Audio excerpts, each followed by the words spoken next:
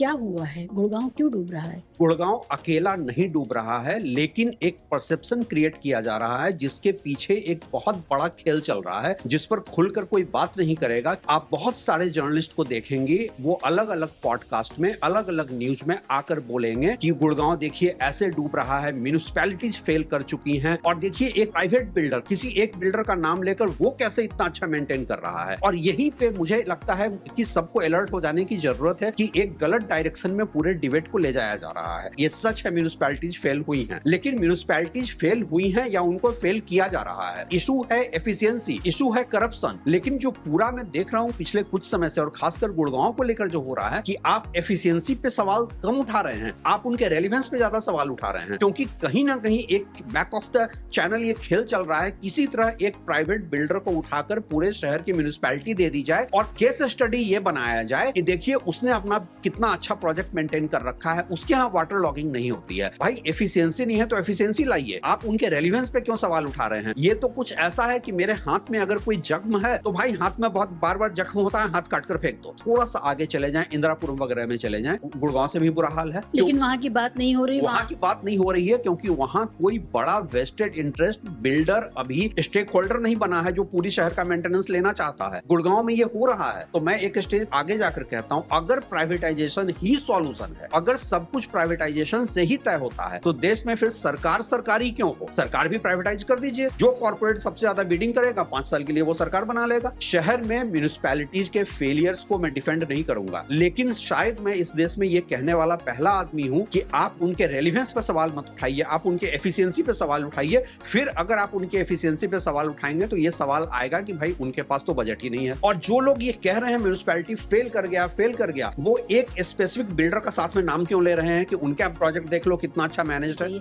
अभी जैसे एक नया एरिया खुला है यूपी में, जेवर का एयरपोर्ट है, प्लॉटिंग हो रही है वहाँ। प्लॉटिंग हो रही है और बहुत सारे फर्जी प्लॉटिंग हो रही है, जिसकी लैंड टाइटल ये है कि वो एग्रीकल्चर लैंड है, कन्वर्जन नहीं है। अभी किसी ने नोएडा सेक्टर 135 में जाकर एक फार्म हाउस के नाम से प्लॉट ले लिया। प्लॉट लेने के बाद उनको पहला झटका ये मिला कि ये नोएडा अथॉरिटी में इसकी रजिस्ट्री नहीं होगी, तहसील में होगी। उसके बाद उनको पता चला कि ये रिवर बेड की जमीन है। रिवर बेड की जमीन है तो आप उस पर कंक्रीट कुछ नहीं बना सकते, वुडन स्ट्रक्चर ही खड़ा कर सकते हैं। उसके बाद उन लोगों ने वुडन स्ट्रक्चर खड़ा करके एक फार्म हाउस का शेप दिया। पहली रात पार्टी करने गए, 2 बड़े सांप निकल कर आ गए क्योंकि रिवर बेड की जमीन है। तो इतने फ्रॉड लैंड डील्स जो हो रहे हैं, और आपको सड़क पे हाथ देकर गाड़ी में रोक कर दिखाएंगे 40 लाख में फार्म हाउस, 50 लाख रुपए में फार्म हाउस। आप कह रहे हैं फार्म हाउसेस सड़क पे गाड़ी रोक कर बेचे जा रहे हैं, जैसे अमरूद बेचे जाते हैं। हाँ, और ये सारे फ्रॉड हैं।